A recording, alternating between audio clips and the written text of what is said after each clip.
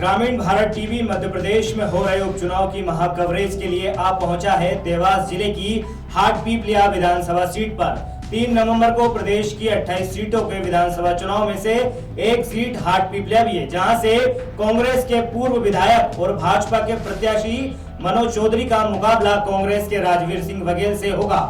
हाटपीपलिया को लेकर कहें तो राजवीर सिंह बघेल के पिता राजेंद्र सिंह बघेल के पावरफुल वोट बैंक के साथ कांग्रेस के परंपरागत वोटों का भरोसा तो है ही, साथ ही मनोज चौधरी द्वारा कांग्रेस छोड़कर भाजपा का हाथ थामने से नाराज वोटरों का भरोसा भी है।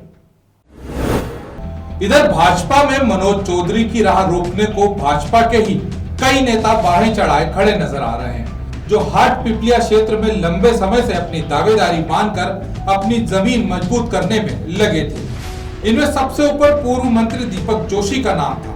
पूर्व विधायक तेज सिंह सेंधवा, राय सिंह सेंधवा, बहादुर मुकाती, नरेंद्र सिंह राजपूत वो नाम है जो कहीं ना कहीं मनोज चौधरी को टिकट दिए जाने से नाराज बताए जाते हैं। वहीं निर्दलीय चुनाव लड़ने की घोषणा कर चुके तेज सिंह सेंधवा भाजपा की जीत को आसान नहीं होने देंगे। इस बार हम देंगे कांग्रेस में वोट। हमने तो किसान का फायदा बहुत किया है। सोयाबीन सीजन में 4000 बेचे थे हमने, वो आप बिक रहा 2200 सोयाबीन। सुबह सरकार उस टाइम में 2200 बिके थे। सभी मुद्दों के लेकर करेंगे हम चुनाव इस बार, और मनोज चौधरी को अगले चुनाव में हमने जिताया था, लेकिन वो बिक गए, इस कारण उनको वोट नहीं देंगे। हम राजवीर सिंह को वोट देंगे। और विकास, ये बीजेपी के शासन में 15 साल से रोड नहीं बन रहा है, इसका धूड़ा खाना पड़ रहा है हमको। किसानों को कोई फ़ायदा नहीं मिल रहा है। किसानों को कांग्रेस से फ़ायदा मिला है, सभी फसलों का भाव अच्छा मिला है। ज़्यादा रोड ही नहीं बना, कागज में तैयार है। कितने लाख का रोड बना? ये 32 लाख का रोड है, 1.4 किलोमीटर। ये मतलब कौन सी सरकार में हुआ था रोड? ये सरकार दीपक जोशी जी ने मंजूर किया था, और ये उसी बीजेपी की सरकार में बना था ये। मतलब खाली कागजों पे बना है, आपका ऐसा कहना है? हाँ, कागज पे रोड बना है, स्पॉट पे कुछ भी नहीं।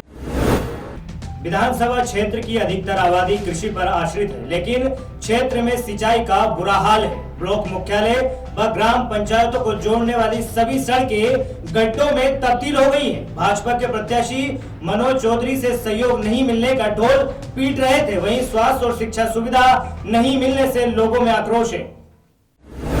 क्षेत्र की जनता को विकास के नाम पर कुछ नहीं मिला है। मतदाता कहते हैं कि मनोज चौधरी राजनीतिक फायदे के लिए कुछ भी कदम उठा लें, पर उन्हें क्षेत्र के विकास के साथ समझौता नहीं करना चाहिए था। हाटपीपलिया विधानसभा क्षेत्र में स्कूल, कॉलेज, अस्पताल, रोजगार, पानी और सड़क की उचित व्यवस्था करना मनोज चौधरी का ही काम था। इस मुद्दे पर हो रहा है कि पहले ये कांग्रेस पार्टी से चुनाव लड़े थे मनोज चौधरी। इनने देश के साथ गद्दारी करके और ले दे के रफू चक्कर हो गए हैं। यहाँ पे जनता इस मुद्दे पे लेके देगी वोट के। इनने एक तो पैसा लेके चले गए और जनता को धोखा दे के चले गए। धोखा जिनने जनता को दिया है तो जनता उसका सबक तो सिखाएगी, और उसके बाद में विकास के नाम पे कुछ विकास हुआ नहीं है। और अभी कह रहे हैं उनके प्रचार प्रसार में के सारे कार्य शून्यता पे चल रहे हैं, झूठे वादे कर रहे हैं। अभी सोयाबीन बिक रही है 2200, 1500, ताकि अभी सोयाबीन हुई नहीं रहा है। 50 किलो बीघा हुई रहा है तो कोई 10 किलो बीघा हुई रहा है। और अभी ये स्थिति है भाव की कि 12 बीघा का 5 ठेला हुई रहा है, 3 ठेला हुई रहा है, और भाव 2200, 1500 मिल रहा है। तो सरकार की तरफ से कोई राहत नहीं मिली? अभी राहत नहीं है। दरअसल क्षेत्र की जनता को 5 सालों में 2 बार चुनाव का क्या फायदा हुआ, यह बताना शायद चौधरी जी को भारी पड़ जाए, क्योंकि जनता तो आज भी क्षेत्र का विकास न के बराबर बता रही है। पूर्व विधायक ने क्षेत्र की मूलभूत समस्याओं के निराकरण के लिए कोई पहल नहीं की, जिससे क्षेत्र में कोई भी विकास कार्य नहीं हो सका। क्षेत्र में सिर्फ केंद्र व राज्य सरकार की योजनाओं के तहत ही कार्य हुए थे। विधायक की पहल से एक भी काम नहीं हो सका।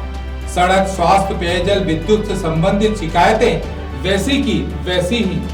विधायक को चाहिए था कि क्षेत्र का विकास करे और जनता की जरूरतों को समझे, आप किसी भी पार्टी में जाएं, लेकिन आपके लिए सबसे पहले जनता का विकास मायने रखता है और विधायक जी ने ये नहीं किया। शायद आने वाली 3 तारीख को विधायक को इसका नतीजा देखने को मिले।